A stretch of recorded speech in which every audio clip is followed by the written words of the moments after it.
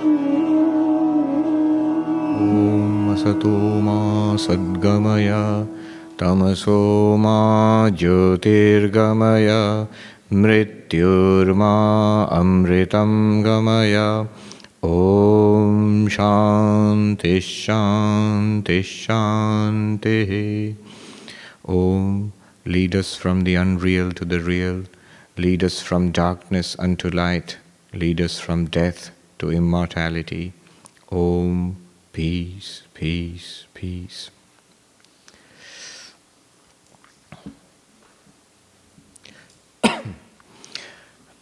Of the 4 yogas, Bhakti Yoga is always most popular. So, one of the reasons I have kept it for the last. But why is it so popular?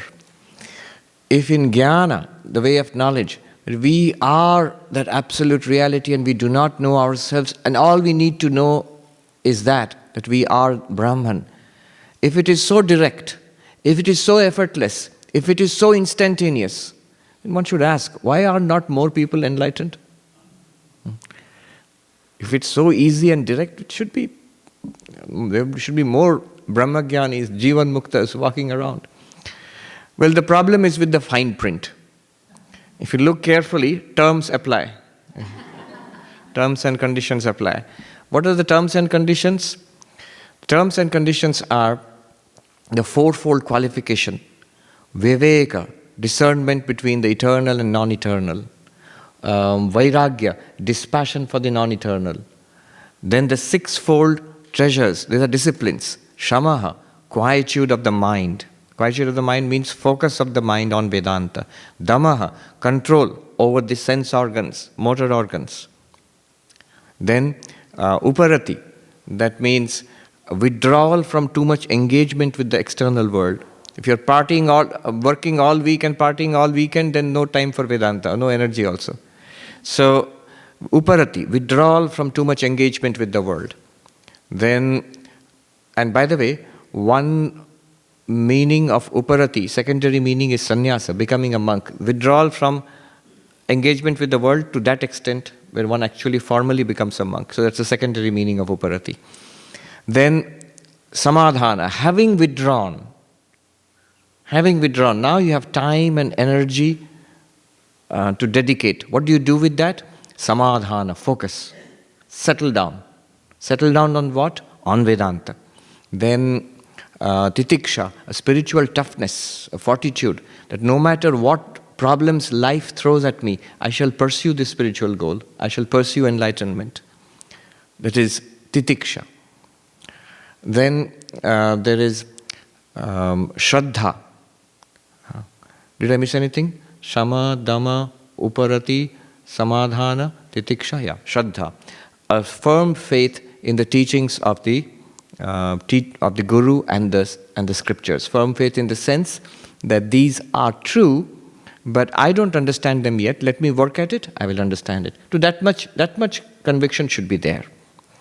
Then, if you have, and then mumukshutvam, intense desire to be free. So, 1, viveka, 2, vairagya, and then in number 3, 6 are packed. So, there's a little bit of cheating there. They say 4-fold qualification, but actually number 3 there are 6. So, that makes it 8 already. And then number 9 is mumukshutvam, intense desire to be free. If we have these, then we are qualified for Vedanta. You might say, in what sense qualified? I can buy the book, I can attend the retreat, I can listen to the talks. Why do I need all of that? Yes, we can, but we will not get the benefits thereof. What is promised there, we will not get. Remember, no need to be disheartened. These are not all or nothing. We all have it to some extent. That discernment is there to some extent at least. Otherwise, why would you be here? Nice Labor Day weekend, could have relaxed, gone on a trip, vacation. So we have a discernment that there is something valuable to be sought in spiritual life. We have vairagya, dispassion, because to come here is an opportunity cost, something else you gave up to come here. So that vairagya is there. So if you look at us, anybody who is in the spiritual path has these qualifications to some extent. That's the problem. To some extent is not enough.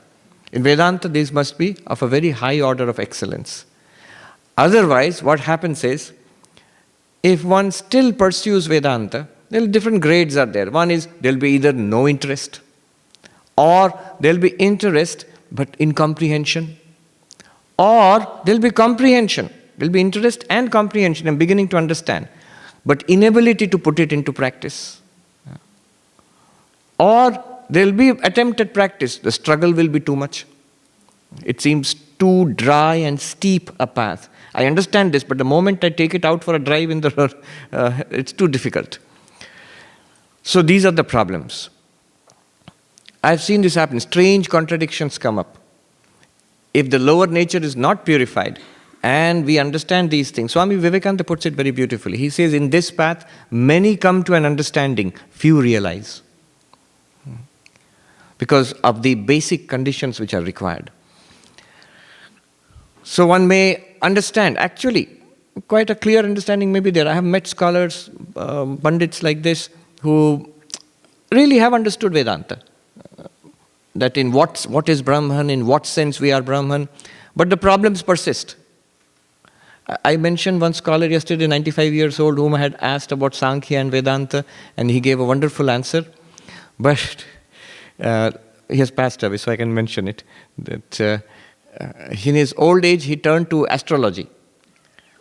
So somebody asked him, you have mastered Sankhya and Yoga, I mean the philosophy at least, and Vedanta. But then why in this old age astrology? That's another field of traditional learning. Jyotisha. It's a pretty sophisticated field of ancient learning. Why astrology? After all of Vedanta and Sankhya and all of that. And his answer was instructive. He said, there is no money in Vedanta. So at the age of 80, he decided that he has not earned enough money. And see, this is the difference.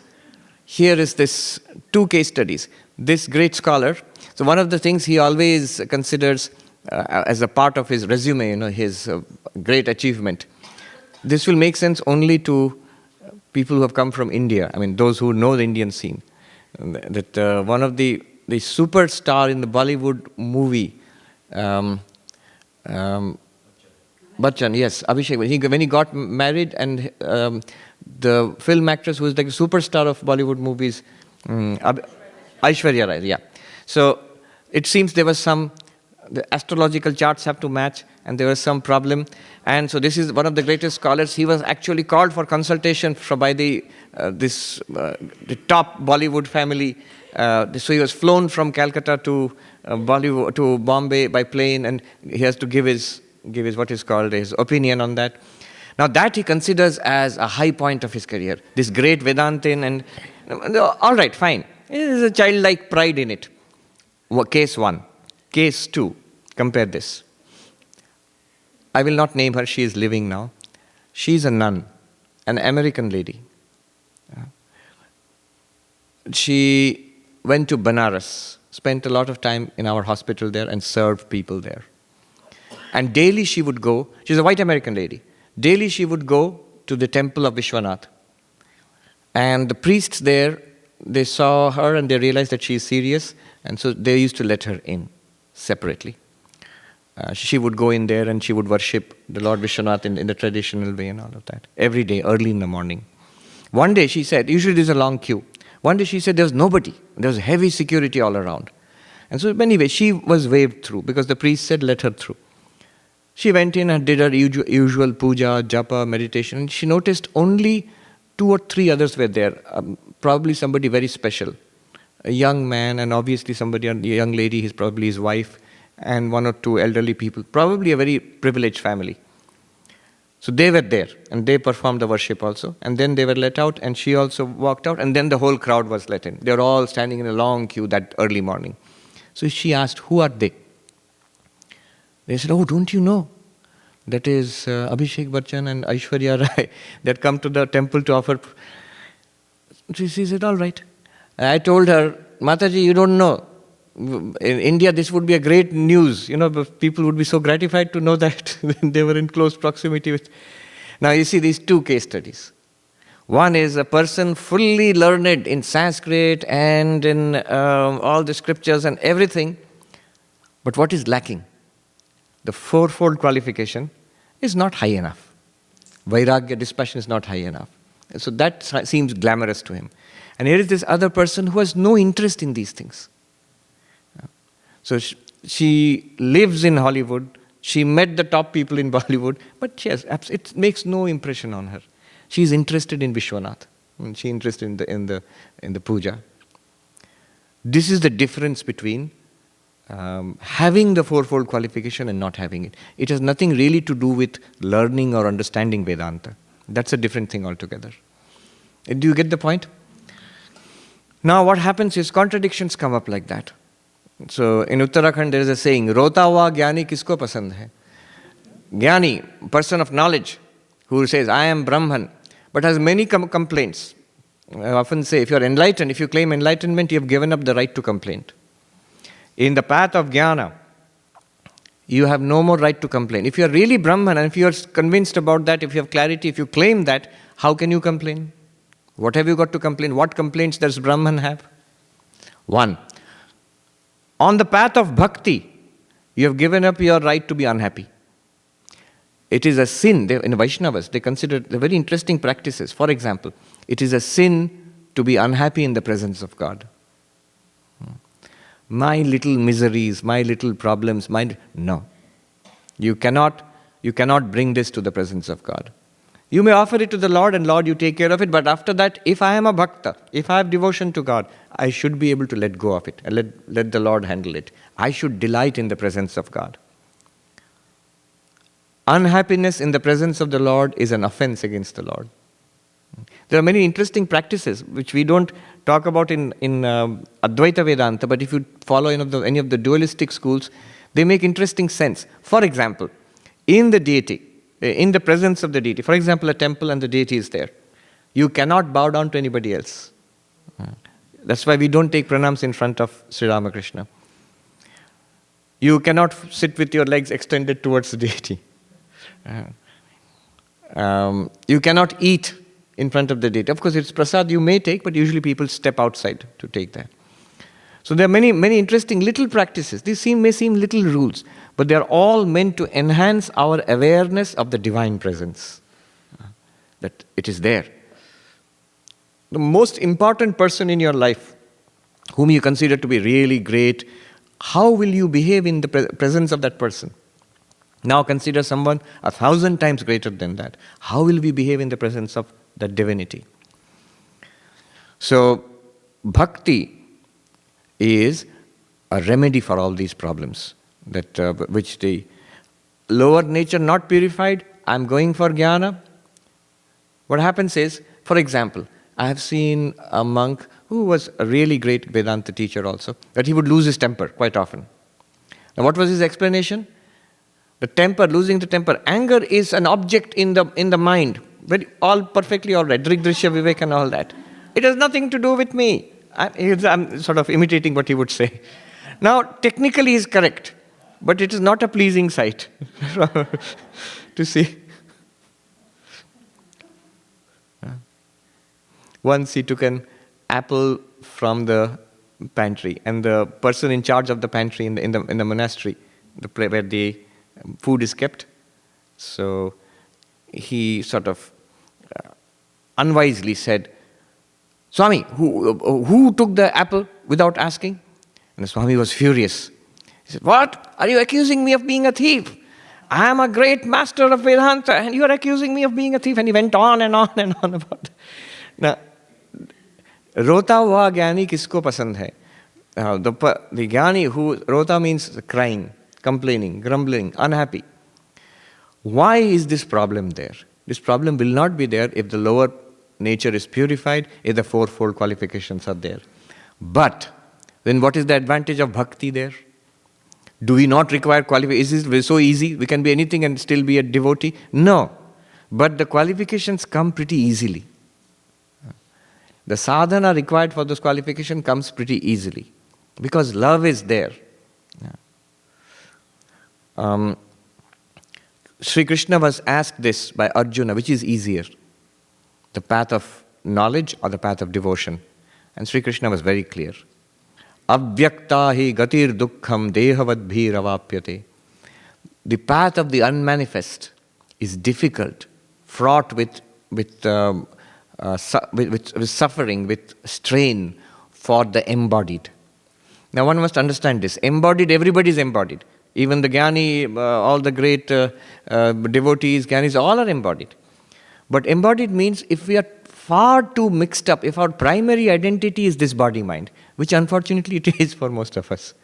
In that case, it's very difficult to live your life in the understanding of Jnana, according to the understanding of Jnana. Understanding of Jnana can come. Understanding of the teachings of Vedanta can come pretty easily. But to live your life according to that is a struggle. So, in our order, we always recommend Jnana Mishra Bhakti. Jnana is there, knowledge is there, supported by, combined with, synthesized with devotion, with love. Of course, Swami Vivekananda recommended all four. Knowledge, devotion, service and meditation. All four should go hand in hand. That's the best and the safest path. How is bhakti easier? Bhakti does not say, you start with the eternal, non-eternal discernment and give up the non-eternal, catch on to the eternal. No. Bhakti just says, to all the things in your life, do one more thing. Just add God to your life. It may be the last thing. I joke sometimes. In the list of 100 things in your life, last may be dog and 101 may be God. G-O-D. But if you add God in whatever, add. How will you add? This is the trick. This is the technique. Add as my Lord. Mamata means add with this sense of mineness. My Lord, my Krishna, my Rama. Add in that way. That is very important. Not add as another object in your life. This tendency which we have to grasp onto things as me and mine, direct that towards God, my Lord. What happens when you do that? Slowly, the Lord has such extraordinary power, He'll begin to spread over your life. That bhikshu pada prasarana nyaya. Bhikshu means the wandering holy beggar. In India, they go around and ask for food and all you give. So one person comes for shelter in your house and says, a wandering beggar, holy man, I don't need anything, give me one corner, it's enough. All right, go there. The bhikshu pada prasarana in Sanskrit means the beggar stretching his legs out. So it's like the camel's nose, but in a good way. He says that now I need a little more room to stretch my legs out. Okay. What does he say? I'm here in this corner, but I have the little image of Gopala. And Gopala has to be installed, so a separate corner is necessary, pure place. You say, all right, put Gopala there, fine. Next day in the morning, you find in the garden he's picking flowers. All your best flowers he's picking. Yes, best ones should be offered to Gopala. You say, what can I do? After all, it is Gopala. Then you go to cook your food. Wait. Prasad, the bhog has to be offered to Gopala, food offerings to Gopala. And that not just, that has to be cooked first. And separate corner has to be there. The Lord's corner has to be there in your kitchen. In this way, slowly, the little Gopala takes over different parts of your life. And that is a blessing. That's a great, great blessing. This is called bhikshu pada prasarana nyaya. In a very gentle way, in a very sweet way. It is not that spiritual sadhana does not need to be done in bhakti. Yeah. But the sadhana is no longer seen as a tough spiritual practice. When you love somebody, when parents love their children, so you cook, you bathe the child, cook for the child, send the child off to school, and you bear a lot of difficulties in raising the child. Are you saying that I am practicing compassion? No, because it comes out of love. It's very natural. So when spiritual practice is based on love, it is natural. The devotee never thinks, I have to practice love to God. No. It's not a practice. That's a very word that a devotee will feel uneasy with. I love my Lord. There is one of the sutras in Naradiya Bhakti Sutra, very interesting, expresses the glory of bhakti. What is the glory of bhakti? One sadhu in Uttarakhand is saying this. Are bhakti ki wo mahima बिन साधन के सिद्धि, बिन ज्ञान के अमृतत्व, बिन भोग के तृप्ति. What does it mean? There is a sutra in the Naradiya Bhakti Sutra, Siddho bhavati, amrito bhavati, tripto bhavati. One becomes perfected by bhakti. One attains immortality by bhakti. And one becomes completely satisfied, fulfilled by bhakti. Now note, in spiritual life, perfection, siddhi, perfection, that is connected to another word, sadhana. You do a spiritual practice and then get perfected. How does one get perfected in music or in a sport? You practice and practice and practice, then perfection. Similarly, in meditation, in the Vedantic vichara, in yogic meditation, whatever it is, it takes long practice. That practice is called sadhan. Sadhan means spiritual practice. Sadhan leads to siddhi. That's the general understanding. And here, what is the Bhakti Sutra saying? Without sadhan, siddhi. Without practice, perfection. How? Just through love of God. That itself actually includes the practice, but you don't feel it. Bin sadhan ke siddhi. Without, what an attractive proposition. Without any practice. So each of these spiritual paths is doing a good job of selling them. Jnani will say, instantaneous, effortless.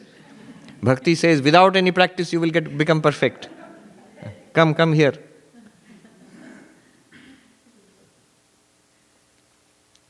In Harvard, there was this session where all the professors come and sell their courses. Sell means they have to convince the students. Because if for a long time, if no student joins up, then you are in trouble. Your job may be in trouble. So you have to show how good my course is. Then Amritattva, immortality. We realize, Upanishads say again and again, by jnana one attains immortality. By knowledge, by enlightenment, one attains immortality. We just chanted before every session, Mrityu ma amritam gamaya, lead me unto immortality. How? Tamaso ma jyotirgamaya, from darkness to light, from ignorance to knowledge, from the unreal to the real. So the knowledge takes me to immortality. How does knowledge take you to immortality? Because when we think that we are this body and mind, we are bound to this body and mind, and the death of this body is my death. We do not question it. I will die one day. But what you mean is the body will die. But if it is at all true that you are not the body, then the death of the body is not your death. That's what spirituality, religion claims. But for that one must be clear, what is it about me that does not die? And one must actually experience it. So jnana leads to immortality. But what is the sutra here saying? Amrito bhavati becomes immortal just by love of God. It does not even mention jnana there. That's why the sadhu said, bin jnana ke amritattva. Again, remember, one must understand it properly. It's not that the devotee has no knowledge. Knowledge comes. God gives that knowledge to the devotee. Whatever is necessary for the devotee, that enlightenment is given by God. Sri Ramakrishna used to say, Vedante kiyache ma dekhi diyechen. The Divine Mother has shown me whatever is there in Vedanta and all. Shown me means given the direct realization of that. And the last one, tripto bhavati, satisfaction, fulfillment. The understanding is bhoga leads to tripti. Bhoga means experience, enjoyment. Do you remember in Sankhya we read the Prakriti gives bhoga and apavarga? That means it gives experience. So by experiencing, I have many desires. I want to see a vacation, I want to see those sites, I want to eat this food, I want to visit those places, I want to meet these people, I want to have such experiences. And what will you gain by these experiences? I will be fulfilled, I'll be satisfied, smiley face. Every advertisement shows that. Vacation, Bahamas trip. Not now, the storm is coming. But fulfillment. Fulfillment comes by satisfying our desires. Bhoga. That's at least the claim, that's the advertisement. It doesn't come actually, but more new desires take their place. But here what does the Bhakti Sutra say? Tripto bhavati. By devotion alone, by love of God alone, one becomes completely fulfilled. Bin bhog ke tripti. Without trying to experience worldly pleasures, one becomes fulfilled, completely fulfilled. And those who are chasing worldly pleasures, they go from thirst to thirst. So this is the glory of bhakti. But remember, it does not mean that you don't have to practice spiritual disciplines. It does not mean that jnana has no role to play. It does not mean that, one can, I just believe in God and everything is done for me. No, not at all. It is also a path. All right. Now, in this path, there are some big supports. Few things let me say. One is the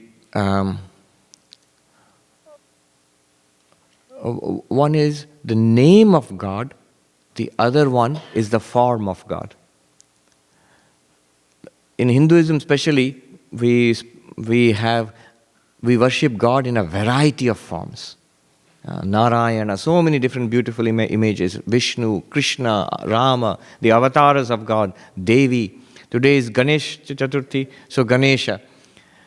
I thought Ganesha would be the most peculiar thing for Westerners. But I found Ganesha is very popular in United States. When I came to California, everywhere Ganesha icons, and people they identify Ganesha immediately with Hinduism. So I asked an American here, why is Ganesha popular? I thought Ganesha you would find it strange.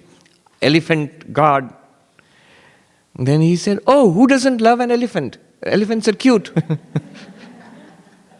So in that sense,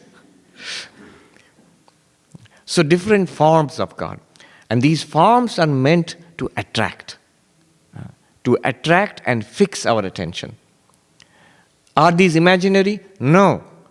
Mystics throughout the ages have experienced God in these forms. See, what is the connection between this form and the formless? Sri Ramakrishna says, he gives an example. He had gone to see how a photograph is taken. In those days, there would be plates which would be exposed, and there would be this coating of silver nitrate on them, and then an image would be formed. So he was very much taken by that idea. And he gave an example. Whatever he would see interesting in the world, he was very curious. But everything he would connect back to God realization. Once he went to the zoo, and the first thing he saw was the lion. That reminded him of Durga, whose mount is the lion. And he immediately went into samadhi, and that was the last thing he could see in the zoo. People were saying, I wish you had seen more, then we would have had many more examples. But so once he saw this, how the photograph is taken, and he liked the idea. He said, just as in the glass plate, the mixture is applied, and then the light passes through it, and it leaves an image. That's how the photograph was taken in those days. Similarly, if the mind is smeared with a mixture of, in Bengali he said masala, with the mixture of love, then what happens is, when you have enlightenment, it will be with the form of God, the form in which you love God. So the devotee will have the experience of enlightenment with the vision of God, with a vision of a particular form, the way he saw Kali, the way Mirabai saw Krishna. So if he says, just the purified mind, just light will pass through it. That is, I think it stands for the Advaitic enlightenment, the formless realization. So light streams to a clear glass. But the glass smeared with the silver nitrate and all, a picture is taken. Similarly, with the bhakti in the mind, when we devote ourselves, the result will ultimately be vision of God in the whichever culture you are brought up in, whatever your practice has been. There is this beautiful story I like of Ramanujacharya, who was the great teacher of Vishishtadvaita Vedanta. So in Srirangam, where the beautiful image of Ranganatha Swami is there, it's an image of Vishnu, but the reclining Vishnu. Again, remember, couch potato, he was always... So Vishnu in the cosmic dream on the Sheshanaga. So it's a big image. And on festive days, the tradition is, of course, you cannot take the big image out. There are festive images called Utsava Murti. So on festival days, those small images are taken out in procession, accompanied by chanting and music and worship, and thousands of people congregate. So this story is about one such festival more than about 1,000 years ago. Just imagine, in Srirangam during Ramanuja's lifetime, 1,000 years ago. And this big festivity was going on in the temple, thousands of people, the processions going on, and the music being played, and the chanting and all of that, and devotional fervor. And the great saint, Ramanuja was already very well known by that time, because he lived to 120. He was already very well known as a great master by that time. He was going with his disciples in near the temple actually. Now what happened was, in that huge crowd, they noticed something anomalous. One young man, very powerfully built, he was holding an umbrella over the head of a young girl and looking at her continuously, not at the image of the Lord which was going. And everybody, they were looking at the procession, and those who noticed this behavior, they were commenting, criticizing. What kind of behavior is this in a temple? And isn't he ashamed of his behavior? Ramanuja noticed that from a distance. He sent somebody, call that young man. And the devotees were also taken aback. Why is Ramanuja paying attention to this man? So they went and said to him, do you know our master Ramanuja, who's very well known at that time? He said, yes, please come, he is calling you. So he immediately puts the umbrella down, he walks over to Ramanuja and bows down. And Ramanujacharya asks him, who are you? And what are you looking at? And why are you holding the umbrella over that girl's head? Who is she? So he replied, I am Dhanurdas, I am a wrestler. And her name is Hemamba. And she has the most beautiful pair of eyes in the universe. That's why I am looking at her. And I'm holding the umbrella over her head. The others all were scandalized. What sort of way is this to talk to our master? But Ramanuja was not taken aback. He said, very good. Do you want to see an even more beautiful pair of eyes? More beautiful, the most beautiful pair of eyes in the universe? He said, yes, of course. Then come today in the evening to the temple of Vishnu and come into the inner sanctum there. Will they let me in? You say that I have called you. It just reminds me of the first chapter of the Gospel of Sri Ramakrishna. Sri Ramakrishna, after talking to M is very fascinated with Ramakrishna. Sri Ramakrishna says, come there, come to somebody's house. I'm going to Calcutta, come and meet me there. I'll go there, there'll be more singing and talking about God there. M says, will they let me in? And Sri Ramakrishna says, tell them I called you. I invited you. So that's a very important thing. You must get the Lord's invitation. So Ramanuja says, tell them I invited you. In the evening, the prayer is going on, and this Dhanurdas has entered. Ramanuja calls him by his side, come. It's dark. The Garbhagriha, the inner sanctum is dark, and the image is very big. And the priest waves the lighted lamp in the evening with the chanting and the music. And different portions of the body of the image are lit up. Now there is a very beautiful verse which says that if you behold the face of Hari, Vishnu, in the light of the evening Arati lamp, if you behold the face of the Lord with devotion, the sins of 1,000 lifetimes are wiped out. So it's just to encourage devotion. It's a very beautiful hymn. I've forgotten the original Sanskrit. Now as he waves the lamp light, and the light falls on the face of Vishnu, which is a big image, Ramanuja catches hold of the hand of Dhanurdasa and says, look, the most beautiful pair of eyes in the universe. And Dhanurdasa looks at the face of Vishnu, and God looks back at him. It becomes alive, and he can see into the face of God. And every hair on his body stands on at the end, and he goes into samadhi. Ramanuja, who's touching him, goes into samadhi himself. And people all around are stunned. So that's how Dhanurdasa was transformed into a great devotee. He married that girl later, Hemamba, and both of them were well known as very great devotees. There are many, many beautiful stories about them. But see, the form of God is a powerful support for bhakti. Emotion needs an anchor.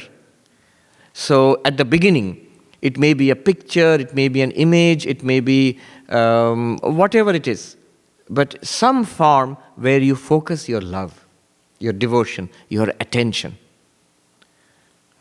To say the witness of all thoughts and the pure consciousness which can never be an object, unfortunately very difficult to love that. Whatever, are you thinking about it? Yes, then it is not it. Are you meditating on it? On Brahman? Yes, then that is not Brahman. Brahman is the one which is meditating. All that is good and it can be understood, but very difficult to focus your mind on that. It's extremely difficult. We need, and the mind always looks for object. 10th person outside. The beauty of the name and form of God is it provides a divine object. There are objects provided by nature, throughout nature. All these objects are there. But the problem is these objects entangle us in samsara. Worldly names and forms. Sri Ramakrishna called it Vidya Maya, Avidya Maya. All of it is Maya. If it is anything which is an object, so he does not deviate 1 inch from Vedanta. Anything which is an object is a name and form. Otherwise it cannot be objectified. But name and form is always part of Maya. But then in Maya there is a division. Vidya Maya, Avidya Maya. Avidya is ignorance, the Maya of ignorance, which entangles us further and further in samsara. What is the harm in that? Harm is it leads to unhappiness, dissatisfaction. Vidya Maya is that which frees us from samsara. That's also an object. That's also a name and form. The divine names and forms, for example. Do you notice the connection between this ancient philosophy of Sankhya and all these things? The Vedantic idea of Maya, from Sankhya, the Prakriti of Sankhya to the Vedantic idea of Maya, from the Vedantic idea of Maya to in Bhakti we are talking about Vidya Maya and Avidya Maya. See the continuity. What does the Prakriti of Sankhya do? It gives the sentient being experience and experience in samsara, bhoga, and apavarga, freedom. Do you remember we talked about it? Prakriti and Purusha, where there was no talk about God. There's no talk about Bhakti, God, nothing. Just Sankhya. But the same idea is when Sri Ramakrishna is talking about Maya has 2 aspects, Vidya Maya and Avidya Maya. Avidya Maya is that which traps us in samsara. Vidya Maya is that which frees us from samsara. Devotion, dispassion, knowledge, these are all aspects of Vidya Maya. These names and forms of God, they are also Maya, but they are aspects of Vidya Maya. If you concentrate on them, they will free you from samsara. They will free us from samsara. Name of God, very powerful. The story is that when God created the universe, there was a division of possessions, partition. God said, from now on, my form is my own. You cannot see me in this world, but I am giving you my name. So the name of God is with us. So it's a very beautiful story. The name of God is with us. The way they express these stories, one Swami in Rishikesh, he was telling us a story about the whole of creation. This is the hide and seek with God. When creation starts, that means the universe is projected through Maya. We are all projected into the universe, all the jivas, sentient beings. We are given bodies and we have life after life in these worlds, world after world, and God hides. And we search, lifetime after lifetime, searching for God, who's hiding. And when the creation ends, Srishti, Sthiti, Pralaya, at the end of creation, when the universe is finally dissolved, all planets, stars, and our bodies and all go back, and we are absorbed back into Prakriti, into Maya. Those who have become enlightened, they realize that they are Brahman and they are free. But those who are not yet enlightened, don't think we'll be enlightened when the universe comes to an end. We'll still remain in suspended animation. Sri Ramakrishna puts it this way. At the end of the harvest, the granny goes out into the field and she collects the seeds and she puts them in different little rags, and ties them in little bundles. Next sowing season, she will take them out and put them back into the field and it will all come up again.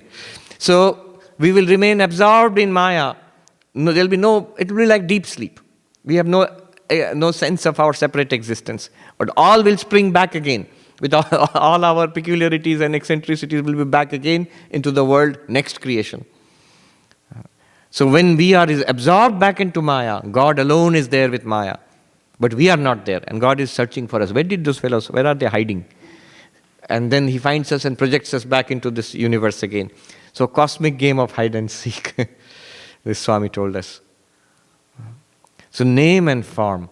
Swami Tapasyanandaji, of revered memory, who was the vice president of our order, he writes in one place, when you have been given the mantra, you have already been given God in a seed form. The mantra, the name of God, is connected to God in a seed form. So you already have a direct connection to God. When you that's one of the importance of mantra diksha. We often do not know what it is. So the Sri Ramakrishna's story of the washerman and the diamond, it applies to us. It applies to bhakti also, not just to jnana. What is that diamond? It's that mantra which is given to us by God, and we think it's a simple mantra. I need some more special techniques of meditation. Let me see. YouTube, techniques of meditation, search for. You have been given the best, the direct connection with the divine. We are not satisfied. Some more thing. Some more peculiar techniques will be added, and this is sophisticated, nice, improved. Simple thing.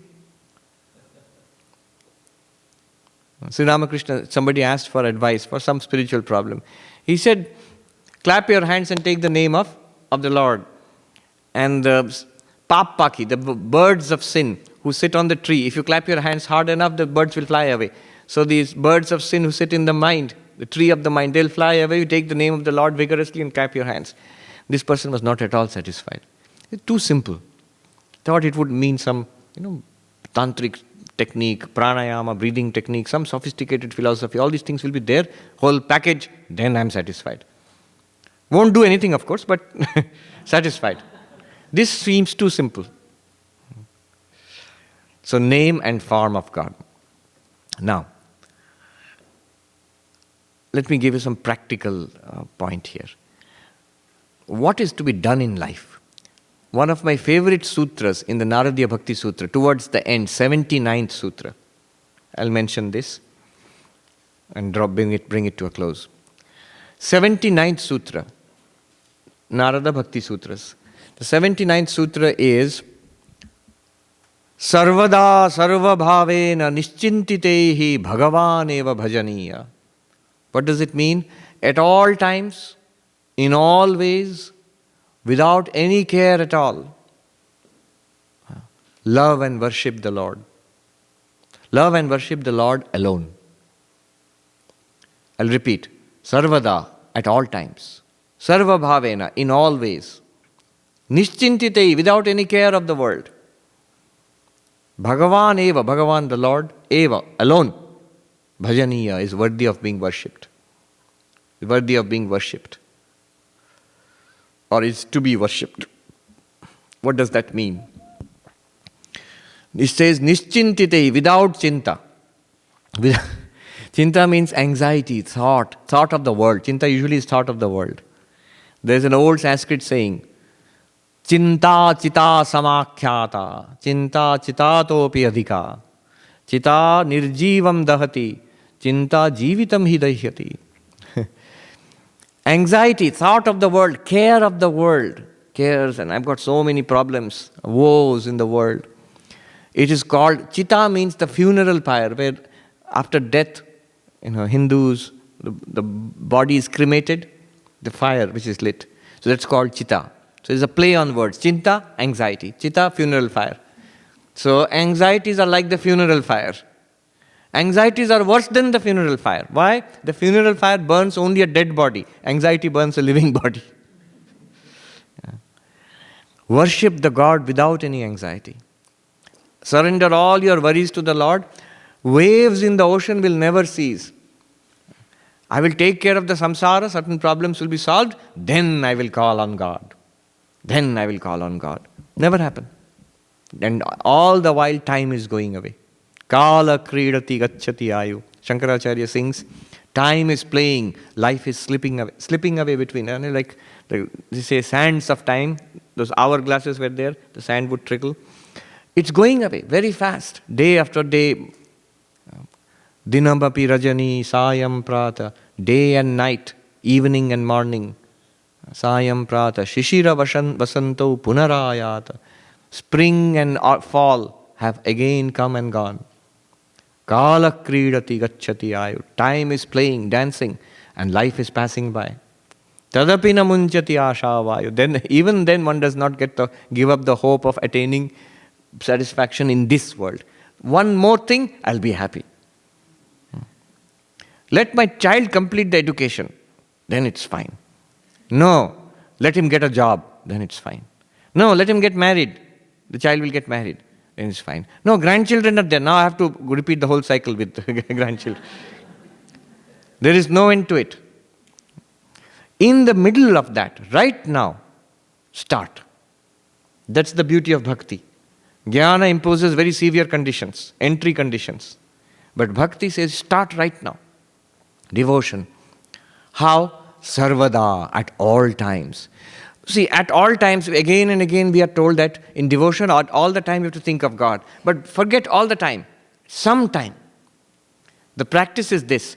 Tie the mind down, desha kala vastu. Desha means in this space, this corner where I have my shrine, this meditation seat where I sit down for meditation, in this space, desha, I will not think of anything except my Lord. So space is, you limit the space to the Lord. I am sitting down in my meditation room. I shall not think of anything outside this room. You're limiting your mind to certain space. Limit your mind to certain time. From now on till the next half an hour, I shall only repeat the mantra of Krishna, of my chosen deity, whatever mantra my Guru has given. You're limiting your mind by time, locking it down. Are you following me? Lock it down in space, lock it down in time. At all times I will think of God, in everywhere I'll think of God, very ambitious. Start here. And then vastu, object. Lock it down in object. Object means the object is the deity.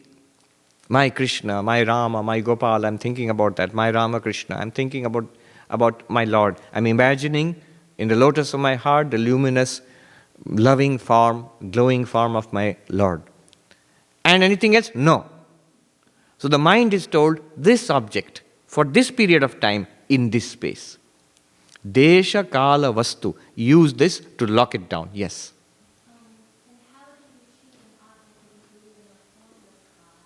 How do you? Yes, how do you choose an object to focus on if you believe in a formless God? In the formless God, there will be qualities, right? The all-loving Lord. I assume you're talking about bhakti, because bhakti can be done with form, but it can be done without form also. You're not talking about jnana, where I'm focusing on my real nature as Brahman. That's a different thing altogether. But here, you are using a divine object. That's why you see form is useful. You may not think of God as form, but you can use an icon of God. Eastern Orthodox Church Christianity uses it. And of course, Hinduism, we have a wide range of symbols and forms. It's a very big support. It's a great support. So, God has qualities, so think of that quality. The Lord is present in my heart with that all-forgiving, all-loving, the just, the most awesome is present here. In this way you start. When you lock it down, what will happen is, first thing you will realize, a big lesson, how difficult it is. Forget all times thinking about God. 15 minutes thinking about God. And at one time, Narendranath was singing in front of Sri Ramakrishna. I call on thee day and night. Why do I not always see thee? I see you once or twice only, once in a while only. And Sri Ramakrishna says, tell the truth. I call on you once a day and once in the night, not day and night.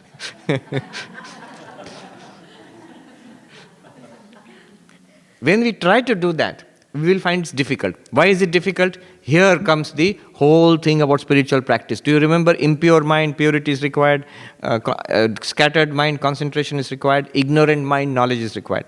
Now, how do I know? I might say my mind has no impurity. I don't feel anything impure. I actually had one young novice who was sitting unhappily. And I said, why are you unhappy, depressed? Usually it is because of stored of impurities in our mind. Because I'm a monk now, I am not allowed to think of those things, but they don't go away. Freud was a very wise man in that way. They will remain suppressed. The result will be, they will make you feel unhappy. They will express in some kind of unhappiness, misery, although you are not actually thinking about any worldly thing. But he said to me, no, my mind, I don't find anything impure in my mind. I'm still unhappy. We are not aware. You know what will happen? The best way to see it is, lock the mind down. This time I will only repeat Om Namo Bhagavate Vasudevaya or Om Namah Shivaya. And I will visualize the form of Shiva or Krishna in my heart. For this time, in this place, for this image of the deity. When we try to do that, within a few seconds you will see many other thoughts come. Why? It is my mind. I have told my mind to think about this only for a small task. Still I can't do it. Why not? I told you the story about your friend, your apartment, when you send somebody and they come and throw your friend out into the street. Yes.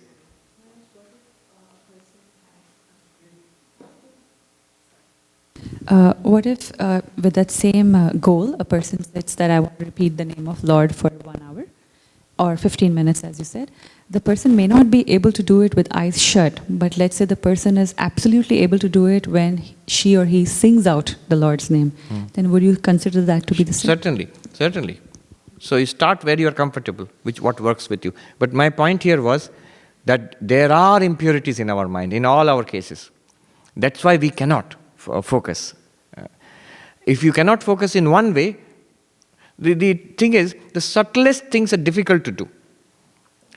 People say that we have to be spiritual in your mind. External things are not important. Spirituality is in the mind. Correct. But you have to start with external things. That is something you learn. Because at the subtlest level of the mind, it's very difficult to hold on to something. When the external conditions are all right, a pure place, you're sitting down instead of moving around, then you control your breathing, focus your mind on God. When you take care from externally, you move inwards, you will see devotion works. If meditation is not working, do japa. Japa is not working, then chant, sing the name of the Lord. That's why external worship is useful. From here you move to sarvada, at all times.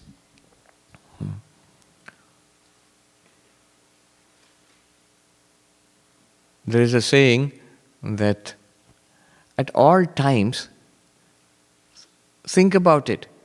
Things of the past, people who have gone away from our lives, what we have lost, the places, the objects, maybe wealth, maybe health, whatever it is, consider it this way. The Lord has freed me from all those things. They are gone. I have no need for me to think about it. The future has not yet come. No need for me to imagine, fantasize, or be scared about it. We are either anxious or full of expectation about the future. Forget it. You are expecting something which is not real yet. You are anxious about something which is not real yet. Don't think about it. Forget the future, forget the past, and fill your present with the Lord. I'm translating something I've heard from a sadhu in Hindi actually. जो गया उसको जाने दो. ईश्वर आपको मुक्त कर दिए, अच्छा ही हुआ. Lord has liberated you from what was in the past. Very good. What has not yet come, don't worry about it. That's a dream, that's imagination, fantasy. अपने वर्तमान को प्रभु से भर दो. Fill up the fill up this present with the Lord. That is sarvada. Sarva, yes. Microphone is here. Yes.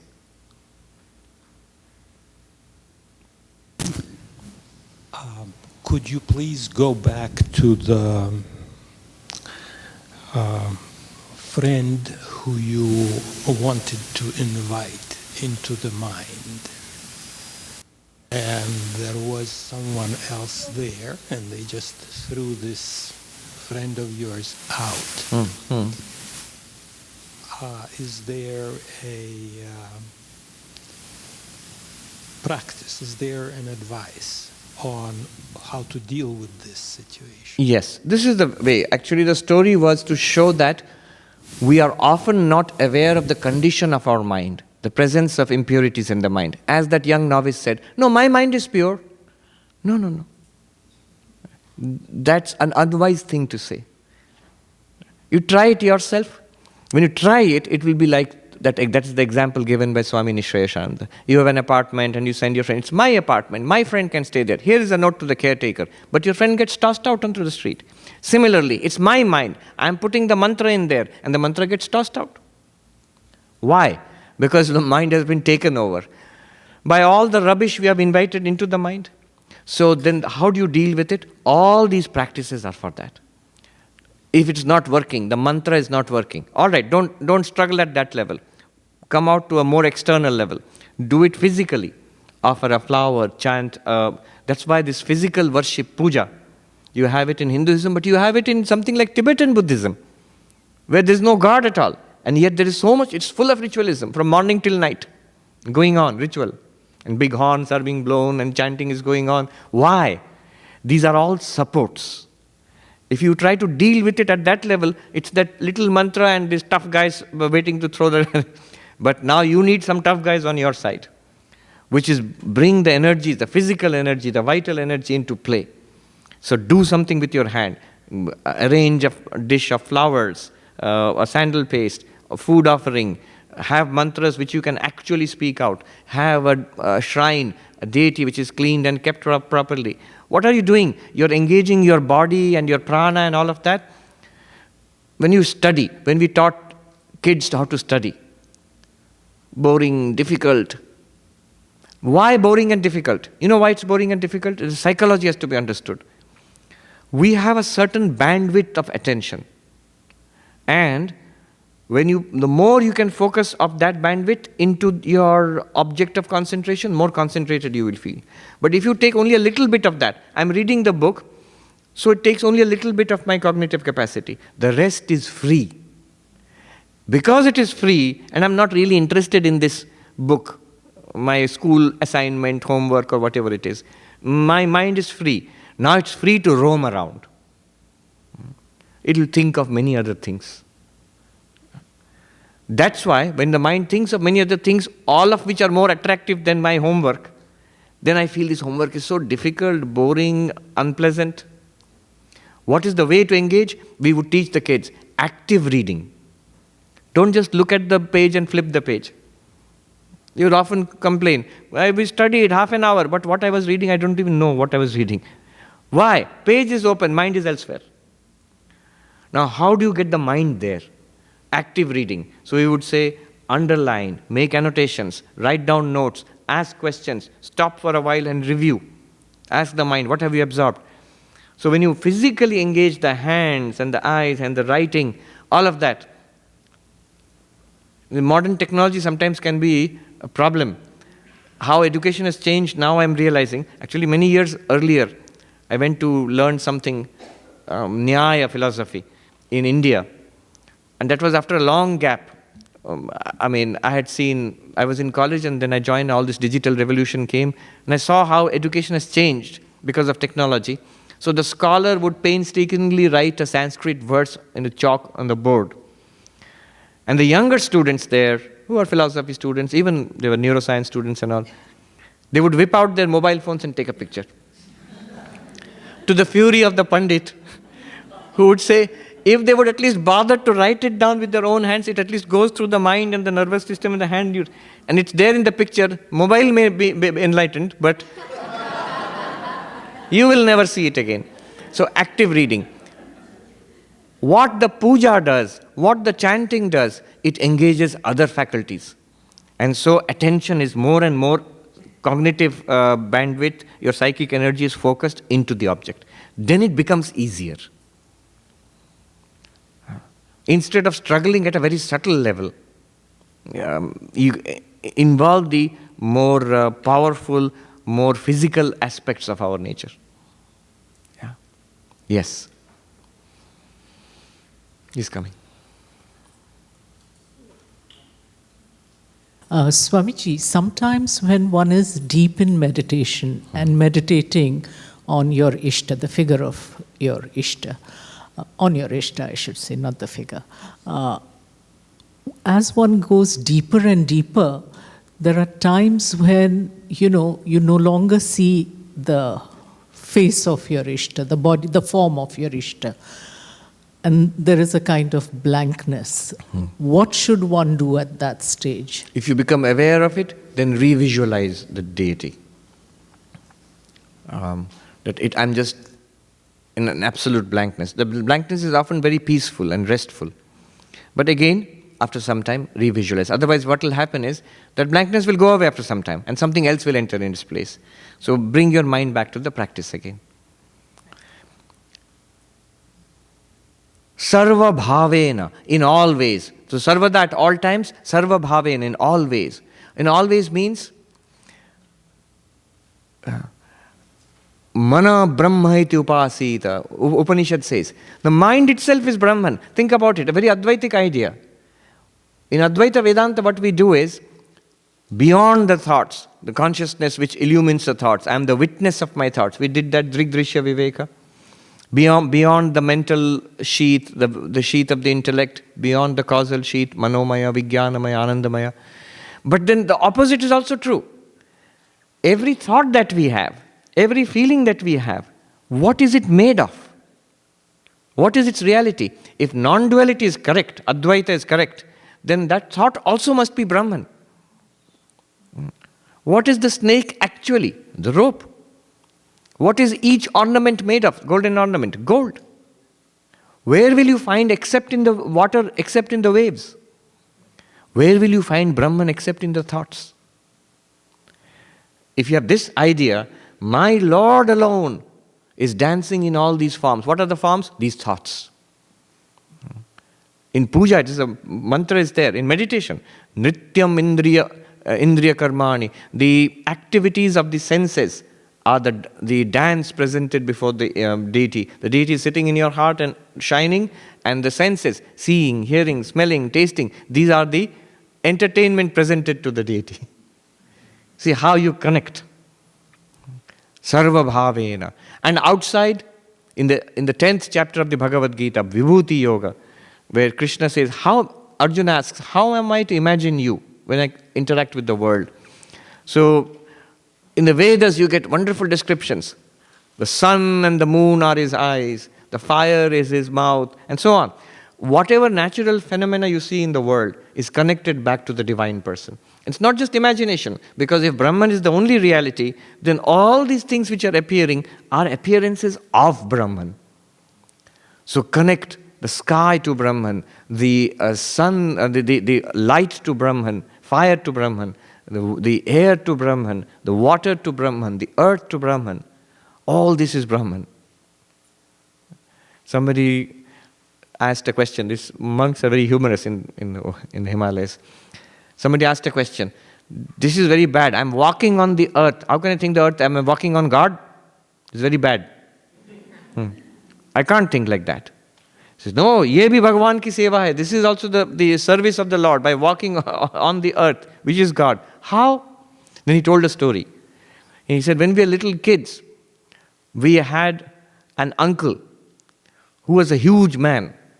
And it was very relaxing for him if we little kids, nephews and nieces would run around on his back. So it was like a massage for him. He would lie down like this and we kids would jump on his back and walk. This was our service to him. Now your Lord, the uncle, is now become this earth.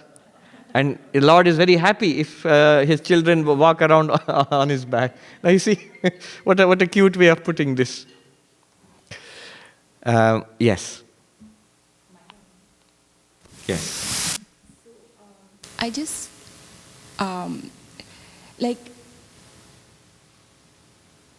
I heard, the Bhakti Yoga, everything you said.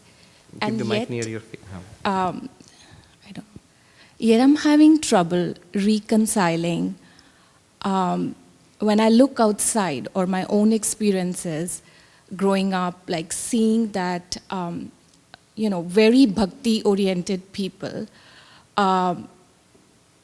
did not have that experience that you're sharing, right? Or that gyan did not sort of come through, right? And there were actions that were happening which were like not aligned with what we are talking about. And so that just brings me to challenge the path of bhakti and sort of feel that bhakti alone can solve it for me, and I'm talking for myself here, and without gyan and without karam yoga, as Swami Vivekananda was saying, it just doesn't like really come to me. Yes, And you look around and you see the examples, right? Yes, but two things are there. One is we must not be judgmental. Everybody is progressing. It's so difficult to change my own life. How can I talk about others being perfect? Is perfection possible? Is at least a high level of genuine devotion possible? Certainly. The lives of saints in all religions are proof of that. And I have been in a monastic tradition for a long time. Have I seen genuine bhaktas, devotees? Yes. Many of them. And just their presence will uplift your heart. You will feel it. That there's something wonderful about them. I remember in the presence of a very great Swami, I felt something strange, jealousy. Jealousy means a kind of holy envy. I wish I had that. You have something within you. I wish I had that. That's a good envy. It is possible that such people are there. So there's no doubt that bhakti works. But the second part of your question is important. By itself or not.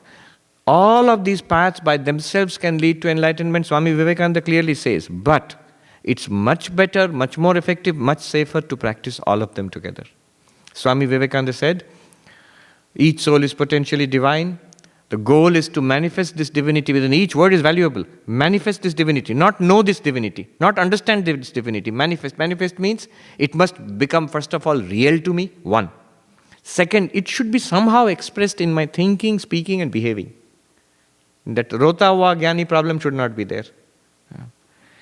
My life, one criteria I apply. From outside, very difficult to know if a person is really spiritual or how advanced he or she is. One criteria I apply quite successfully is, has that person solved his or her own problem?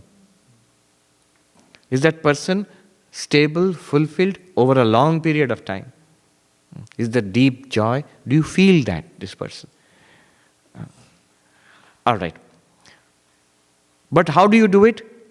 Swami Vivekananda, that symbol of the Ramakrishna order, the theme of our retreat, he says, do it by love, do it by work. Love means Bhakti Yoga. Work does not mean any work, Karma Yoga. Do it by psychic control. These are the exact word he's used. That means Raja Yoga. Do it by philosophy.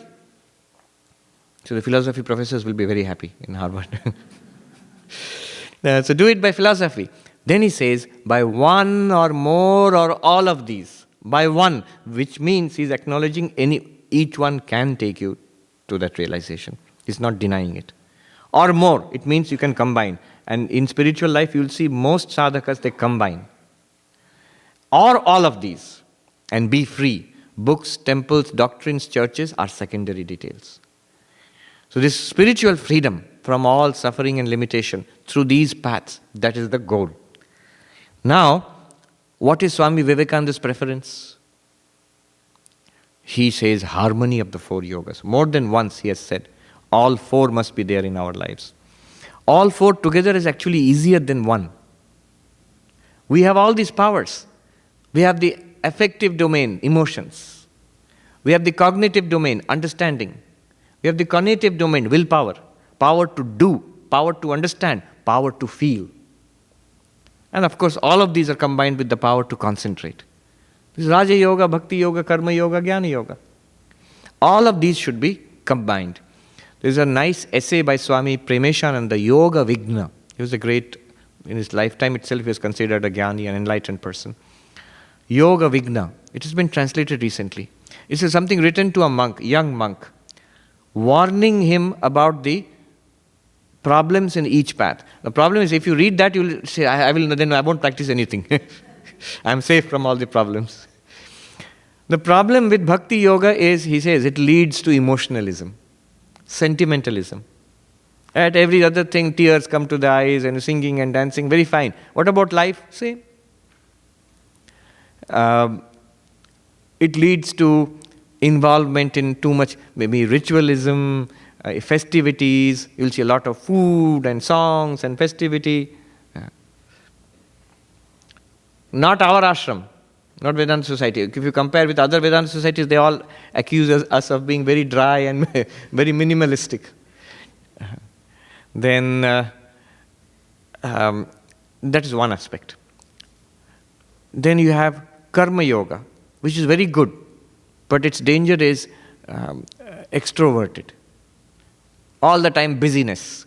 The moment you start something, you have a school, a college, or just your family and your career, that also is a field for karma yoga. Remember, when Sri Krishna taught karma yoga to Arjuna, he did not tell Arjuna that now you have to practice karma yoga, please go start a school and a hospital.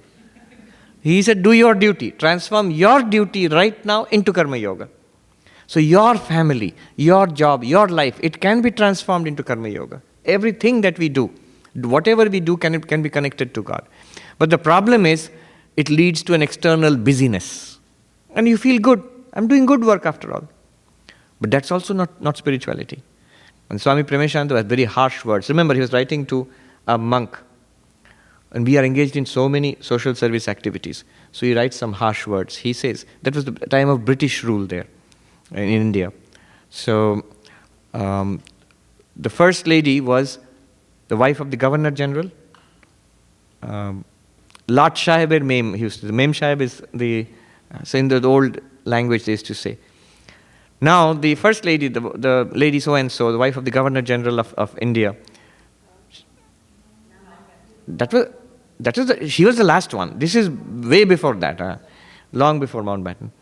So there were so many Governor Generals, and then later they were called Viceroys. So this lady, she's the head of a colonial power in India. So prestige is very important. But she wants to know, what are these people eating? Natives, they're eating muri. She wants to eat muri. Muri, you know muri? Puffed rice. Now all the officials are worried. What will happen to British prestige if the first lady eats muri? The natives will laugh.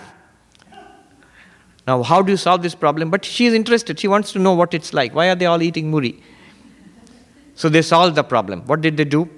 They got, at that time, it's what you call cookies here. They're called biscuits in India. So biscuits were imported from England. They came in tins. So then tin was emptied out of English biscuits and filled with muri and given to the... So that people will think that she's doing something proper, eating biscuits from the home country. But she's actually eating the food of the common natives. This is the story. And he said... he writes, Sadhu Sabdhan, monks beware. In the name of serving the poor, you collect money. And it ends up as houses for the monks to stay in and, all the facilities, you are also using it. And you say and you are using it for the benefit of the poor, but you are getting the benefit of it also. Be careful. So it is glamorized in the name of service of the poor. But what is it really? You have to be very careful. Honest to yourself. There's no other way unless one is honest. So there's a great story of Chanakya, who's writing a letter with an oil lamp, and somebody asks him for some advice, personal advice. He douses that oil lamp, strikes another lamp, and then gives advice. What's going on? That lamp is bought with oil is bought with the money of the king. So that's official work. Douse it. This is my personal thing. But honesty, you see. There's integrity. I told you the story of Madhavanandaji yesterday, how he was very strict of not taking anything personally. So karma yoga has that problem. Not just, I was saying monks. I told you that so many big NGOs, people in non-profits, people who are very well known for activism. After some time, what does the service become like? The founder of the non-profit is running around from international conference to international conference and gathering awards and giving talks. What about actually working in the field with the refugees and the homeless and the poor? No, that's no longer interesting. What has happened? My selfishness has entered into it. So that is the one danger of Karma Yoga. The danger of Raja Yoga, meditation, is selfishness. My peace of mind. I have seen this. It happens to monks. My peace of mind, my routine, my meditation time. So peaceful and calm, but disturb his routine, he'll go wild. I mean, as wild a monk I can get, but no. That's also not good. I've seen the really good meditators. They don't have this problem. Meditation time. I gave one example yesterday. His duty was changed. He found peace in that also. I've seen among young brahmacharis, very good meditators, and yet the roommate is sick. He gives up his meditation time and goes and nurses his sick brother. That shows real spirituality. Then Jnana Yoga. The problem is it degenerates very fast into intellectualism. I've read all the books, I know all the arguments, but that's not spiritual. So these are the demerits, the problems of each path. And Swami Vivekananda said, practice all of them so that they may balance, his words, balance, equipoise and counteract each other. You are working for the work. Everybody must work. There's no question, I will meditate now. I like to meditate. No, this is the time for work. Go and work. I am working. No, this is the time for meditation. Go and meditate. I'm not interested in reading books. No. Shastra is the basis of our... You must study. Always studying books. Devotion. Go to the temple and pray. All of them, it's together, it develops a good spiritual life. It's a good question, yes. Mike. Swami Vivekananda said Raja Yoga is the best. Yes. And he also said Bhakti Yoga is the best. Then he said Karma Yoga is the best. And he said Jnana Yoga is the direct and must path. Now somebody was confused. Swamiji, whatever you say, you speak contradictory things. Whatever you are telling, you're saying that is the best. And Swamiji laughed and said, you take whatever appeals to you. The good thing is to practice all four together. And somebody asked, how do we practice all four together? What is the model? And Swami Vivekananda said, how do you understand the harmony of yogas? He said, live with somebody who practices it. What's Krishna's take on it? Krishna's take is similar. Yeah, I thought Note it was that he Karma teaches bhakti and karma and meditation and jnana. First thing he teaches is jnana, but he teaches all of them. Remember one thing, however, our tendencies are different. You will find when you try to practice all four, one will appeal to you more. Maybe you like meditation. What will appeal to you? It will feel alive, real. It pulls you. Others will feel a little dry and difficult. Remember, at that time, you must hold on to all. It is not a fault of those paths. It's just my mental makeup. Other people have become very spiritual through those paths. So paths are perfect. It's just me. So I will, in fact, one way of developing and progressing faster is when you concentrate on certain areas of your weakness.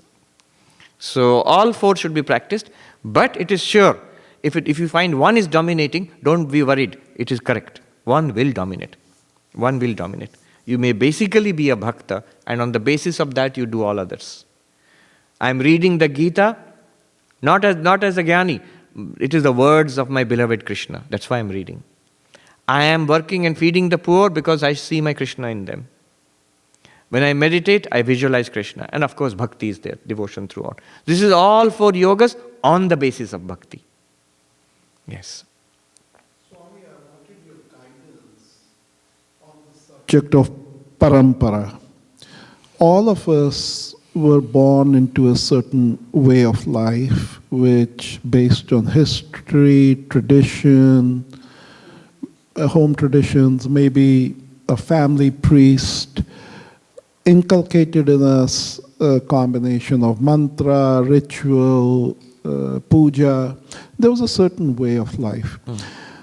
Now we are living in a world where, especially us NRIs, generally, but even in India, we have become seekers. And so our consciousness has expanded greatly.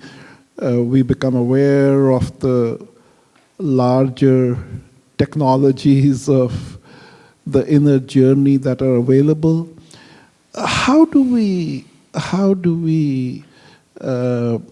don't know if the word is reconcile, how do we take our parampara but also absorb this knowledge and create a certain continuity as opposed to a discontinuity? Continuity is important. And there are many, paramparas means lineages. And there are many, many lineages in the Indian tradition, in Hindu tradition, in Buddhist tradition, there are many lineages. And many people are associated with either a family lineage or at least a cultural lineage. And it's good. If you have that connection, you're good. Follow that. But also be open, as you said. You can always enrich your own understanding, your own tradition, with learning from other traditions.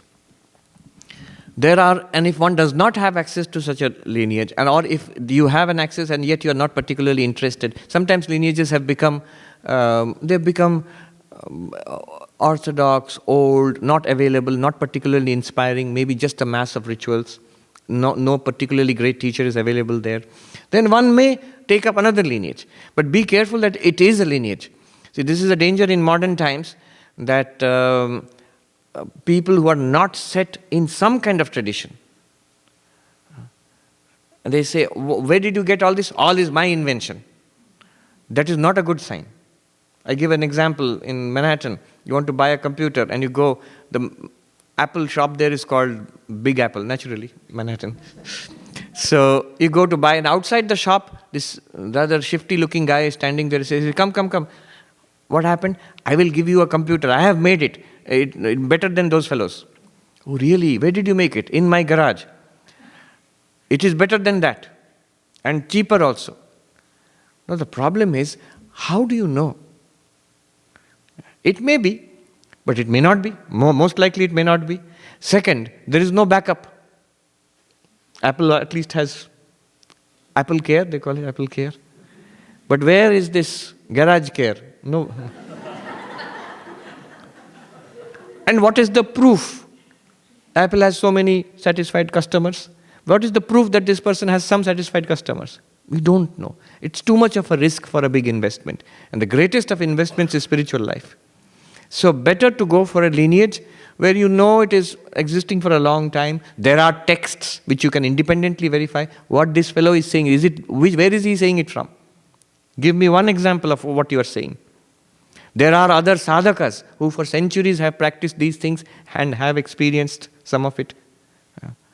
So then there is an established lineage. I am not entirely dependent on my guru then. There are other gurus before him and there will be others after him.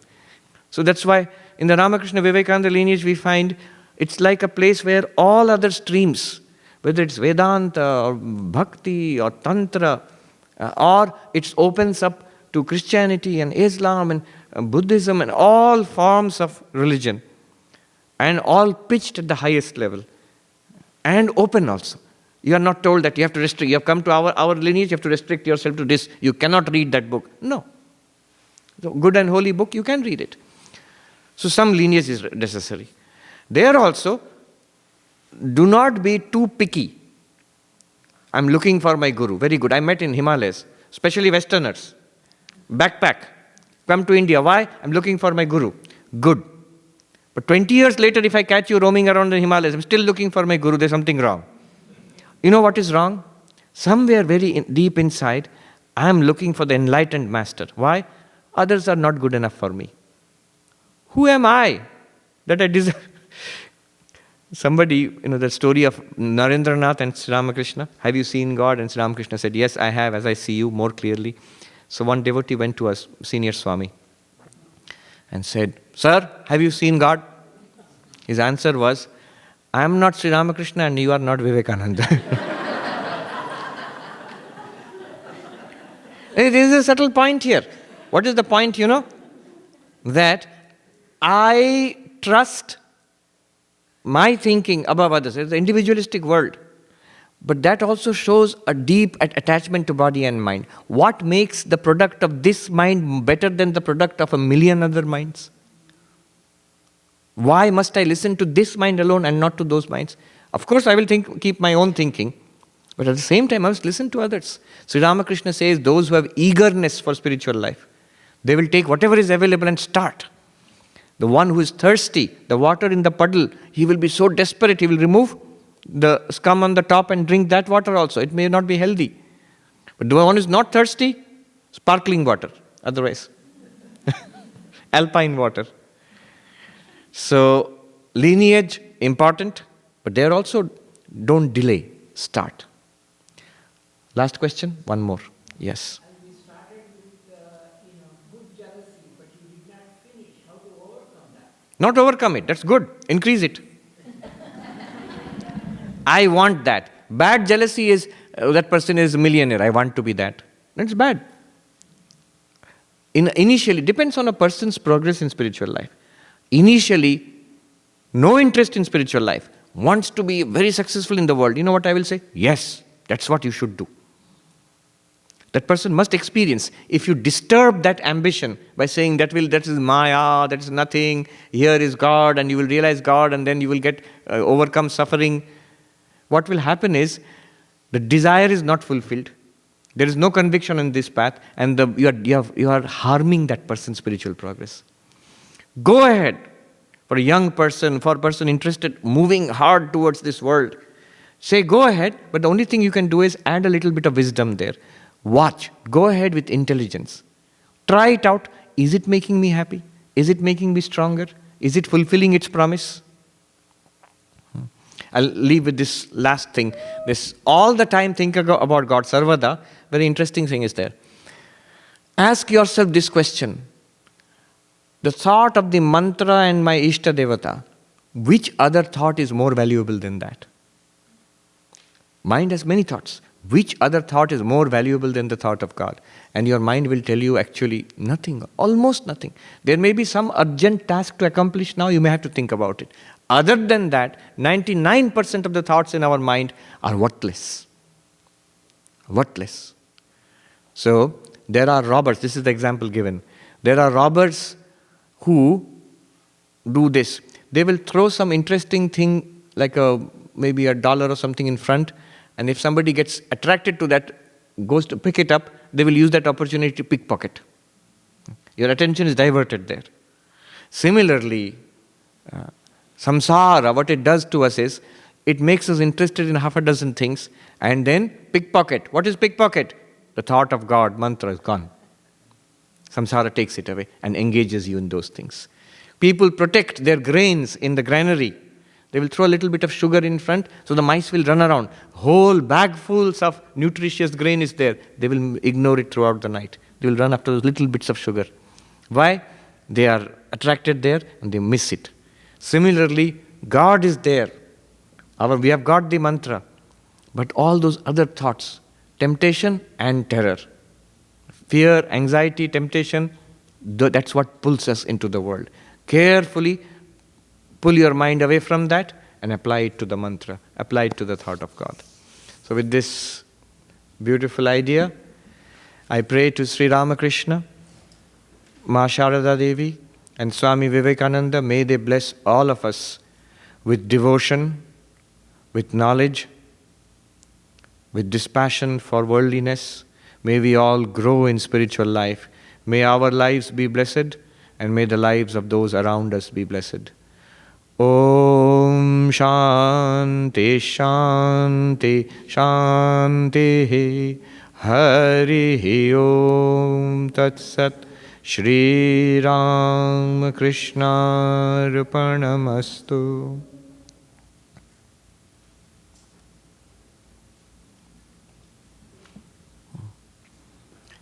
It has become a fashion among cool people to say, oh, we don't believe in all that God thing. Imagine, divinity school, Harvard Divinity School. I was looking at the profile of the students they now described at 23 years old. What do they know about God? Anyway, I am a mystic. I am interested in spirituality. An atheist. It's that atheist business is not all that it is promoted to be. We believe in so many things. Try believing in God. You will see life will be blessed.